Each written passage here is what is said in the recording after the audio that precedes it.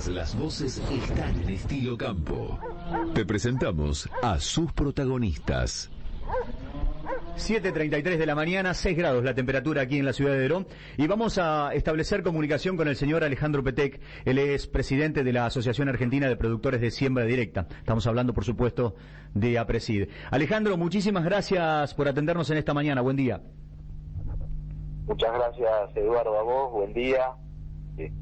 Muy encantado de conversar con vos y con tu audiencia.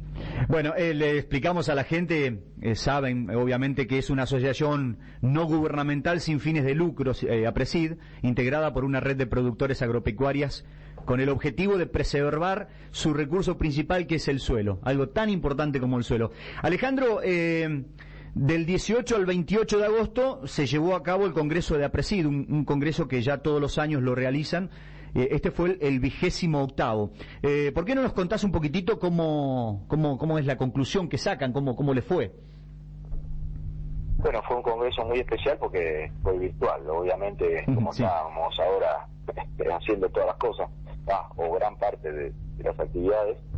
Sí. Y así que era toda una incertidumbre, no sabíamos cómo iba a resultar, y resultó muy bien. Participó mucha gente, tanto desde el extranjero como acá, de nuestro país, obviamente mayoritariamente de nuestro país. Sí. Y bueno, y realmente los temas que se trataron, la dinámica que nos permitió no solo conocer cómo hacer con esto de la virtualidad, sino darnos cuenta de que tiene algunas fortalezas.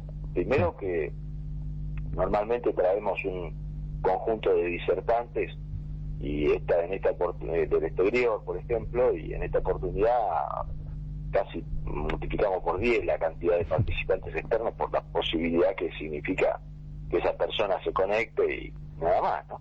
Sí, y después también otra de las cosas que fue positiva es que mucha gente que le gusta ir al Congreso y a veces no puede por razones de distancia, por razones de trabajo, por cuestiones de salud, por cuestiones de familia, en fin, por múltiples razones, ahora, nadie se limitó a, si no pudo, pero porque cada cual tendrá sus cosas, pero después la participación fue más amplia porque permitió que de cualquier zona del país pudieran participar, así que tuvo sus fortalezas.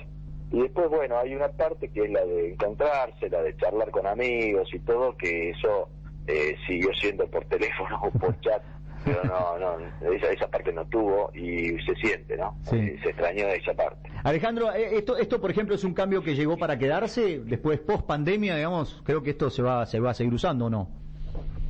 Mira, sí, esa es la intención que tenemos. Estamos justamente haciendo como un rediseño de esto, tenemos que repensarlo.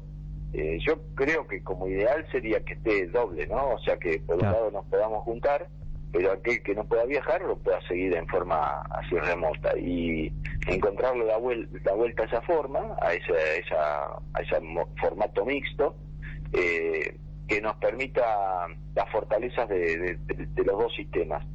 Estamos justamente conversando estos temas y rediseñando. Pienso que va a ser así. Hay que encontrar la manera de hacer convivir la virtualidad con lo presencial, que es un nuevo desafío que nos toca para el año que viene.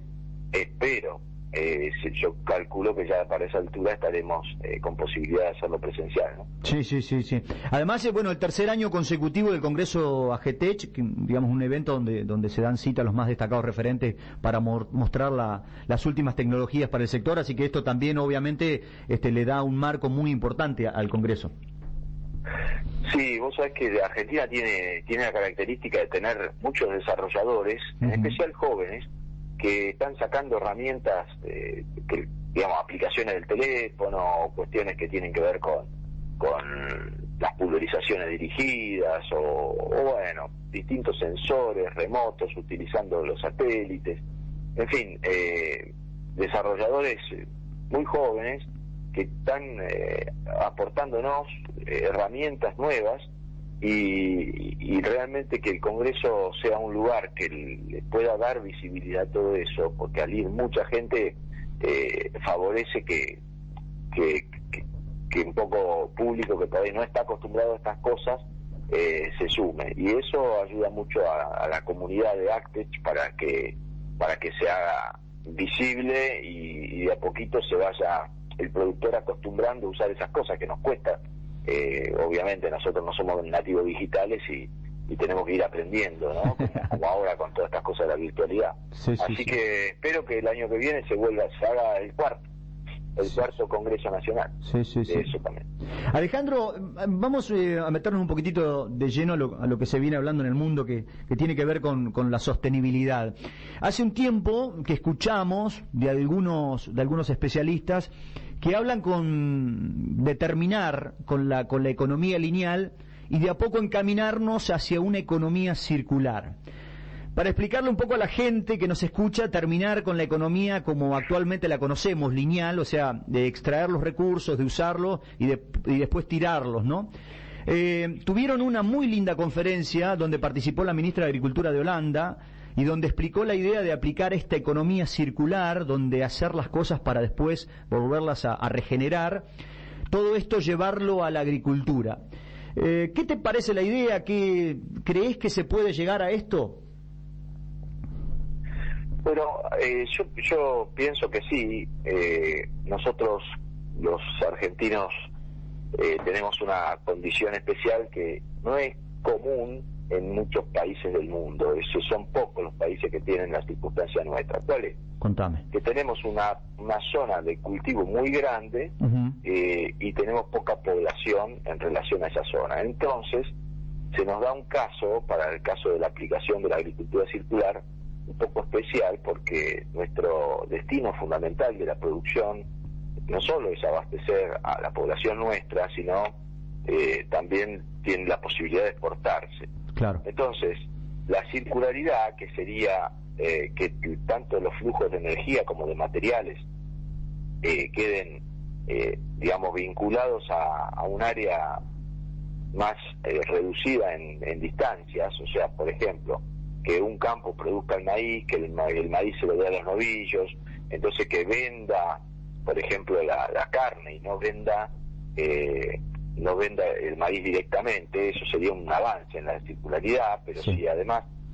por ejemplo, la bosta de los novillos la utilizase en una fermentación que produzca gas, y ese gas lo utiliza para generar, hacer funcionar un motor que le venda al pueblo cercano o al mismo campo la electricidad que produce ese motor, y después ese compost que queda después de dar el gas para hacer electricidad, ese compost se redistribuye nuevamente en el campo como si fuese un fertilizante para el campo. Ese circuito, podríamos decir, esa especie de circuito es un avance en la circularidad de la economía de ese campo. Claro. Esto, en el caso de la Argentina, nosotros tenemos la particularidad de que mucho de lo que producimos se exporta. Entonces, ahí tenemos que encontrar, yo creo que por vía del agregado de valor, más pasos de procesamiento cercanos al establecimiento que produce, por ejemplo, ese maíz, volviendo a ese caso, ¿no? Claro, sí. Más pasos cercanos, de forma de aumentar lo más posible la circularidad de nuestras nuestras empresas. Sí. Es posible para la Argentina. Primero, obviamente, un caso como el de Holanda. Holanda es el segundo exportador mundial de alimentos, o sea, también es realmente muy muy fuerte la salida que tiene, pero posiblemente hace muchas hortícolas y quizá las procesa y ya las vende muy muy procesadas y muy muy avanzado en la cadena de digamos de elaboración, y tiene un mercado enorme que es el mercado europeo, que digamos, y ellos mismos tienen una densidad poblacional para un país tan chiquito que es muy distinto de nuestra realidad. Claro. Pero el objetivo, por lo menos la visión que uno puede decir asimilar, y para tener una idea de qué es esto, es el de una selva o de un bosque. Una selva o un bosque no hay un lugar donde se tira la basura, sino que todo lo que van produciendo esos ecosistemas se va reciclando dentro de ellos. Claro. Y toda la vida va formando parte de cadenas donde, por ejemplo, un árbol produce, fotosintetiza y hace una madera y hace hojas, y las hojas se alimenta por ahí un animal, y después del animal bostea y le da fertilidad al árbol, etcétera. La cuestión es que ahí nadie anda recolectando la basura, y sin embargo no hay basura, o sea, todo se recicla. Claro. Ese es un concepto de circularidad perfecta. Entonces, lo que se tiende es a ese tipo de manejo de los materiales y de la energía. Yo creo que es posible para la Argentina. Hay que aumentar lo que es el agregado de valor y también la escalada de valor, o sea, que los cultivos que produzcamos sean de mayor valor. Eso también es otra de las formas de avanzar en esa cadena. Alejandro, seguramente vas a coincidir conmigo que, bueno, lo que no se mide no se puede modificar, no se puede hacer nada sobre ello. Así que nosotros sabemos que desde APRESID hacen muchos estudios, se analizan muchas variables, y nos sorprendió una nota que leímos tuya sobre que hay campos que, pese a estar bien manejados, están a un 30% del potencial alcanzable. Bueno, queríamos preguntarte, ¿qué nos hace falta para poner a trabajar a ese 100% de las posibilidades algunos establecimientos? Bueno, hay varias difícil, cosas, ¿no?, que nos llevan a tener esa distancia que bueno, por un lado es atractivo, porque es algo que por un lado es medio frustrante decir, claro, yo podría estar sacando más, y por otro lado es atractivo porque es un desafío, ¿no? Y bueno, nosotros lo hemos medido, cuando digo nosotros, la regional de Bragado Chivilcoy, que es la que yo pertenezco, y APRESID, hemos medido la brecha que existe entre lo que es alcanzable, digamos, no fácilmente, no quiero decir que sea fácilmente, pero es alcanzable, no es un potencial ideal, sino algo alcanzable, y lo que estamos haciendo a nivel de los campos de nuestra propia regional. Y vimos que, y coincidentemente con muchos trabajos de investigación que hay en el mundo y en la Argentina, hay un especialista del INTA, en Balcarce, que también ha trabajado mucho en eso, y algún otro especialista más en el INTA, que ahora justo se me escapa el apellido, Monzón creo que era. Bueno, y es que hay esa brecha del 30%. Ahora, a tu pregunta de cómo hacer para superar eso, hay ciertos ajustes que muchas veces no alcanzamos. Por ejemplo, hay una humedad óptima y una fecha óptima de siembra. Si nosotros estamos subinvertidos en maquinaria agrícola, por ejemplo, ¿no?, que donde necesitamos una sembradora de 14 surcos, tenemos una de 7, por decir, ¿no? Sí. Obviamente eso significa estirar la fecha de siembra y también, y digamos, corrernos del óptimo, ¿no? Entonces es un tema de capital, de más capital en las empresas, que es muy difícil, porque Argentina es un país que le falta capital. Si vos vas a otros países donde está la agricultura, observás que desde nuestro punto de vista están sobredimensionados, tienen más máquinas que la necesaria, más camionetas, tienen de todo. ¿Por qué? Porque ellos lo que no pueden es correrse del óptimo, están siempre buscando el óptimo. Nosotros estamos tratando de optimizar el capital que tenemos, porque tenemos poco capital. Otra de las razones es el conocimiento. O sea, muchas veces esto no se sabe, entonces a veces no se experimenta. A mí me parece que más experimentación, más conocimiento, más formación de grupos de trabajo donde se compartan el conocimiento y se pueda ir sumando saberes, como ha hecho APRESID desde su comienzo, en el principio de su historia, ayuda a que también detalles que a veces son un fungicida que puede ser un poco mejor, un híbrido que puede funcionar mejor, o una variedad que puede funcionar mejor en una cierta zona. Claro. Como decía antes, explorar cuál es la mejor fecha de siembra para cada lugar. la manera de sembrar, densidades, distancia entre hileras, combate de malezas, oportunidad de cosecha.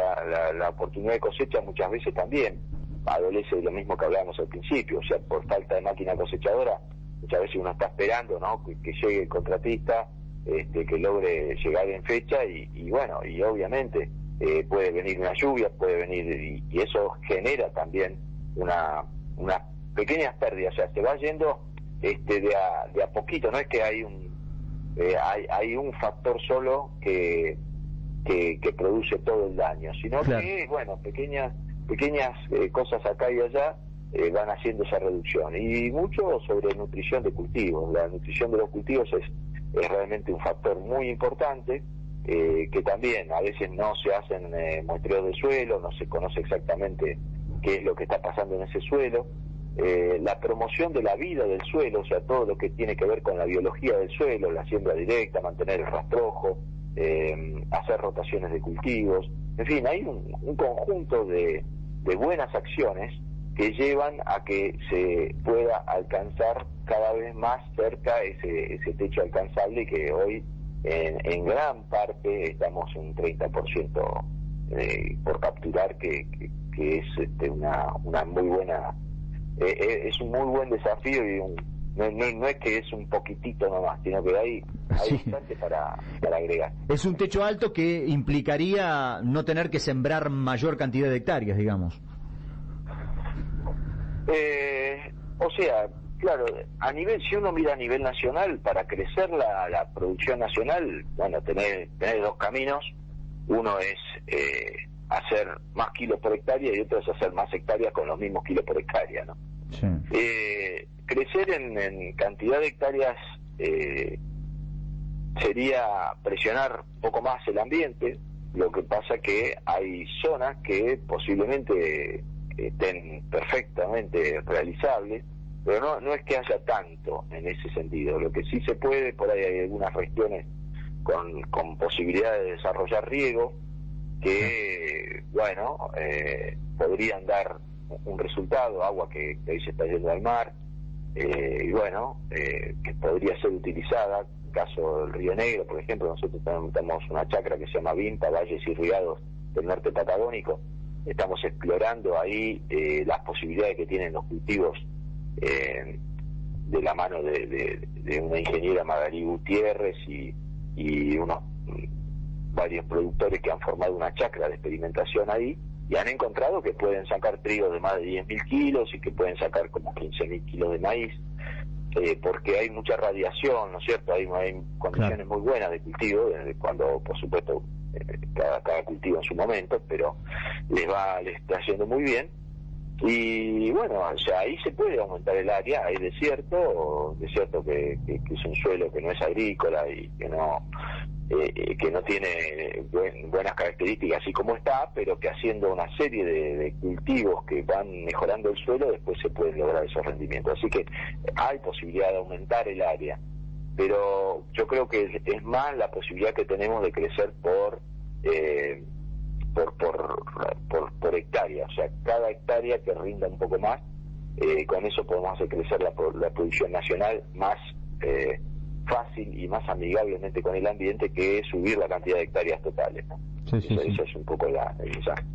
Alejandro, fuiste muy amable y muy claro, por supuesto, con tus conceptos. Yo te agradezco mucho por este contacto. No, a vos, Eduardo, y bueno, felicitaciones por el programa y muchas gracias por la entrevista.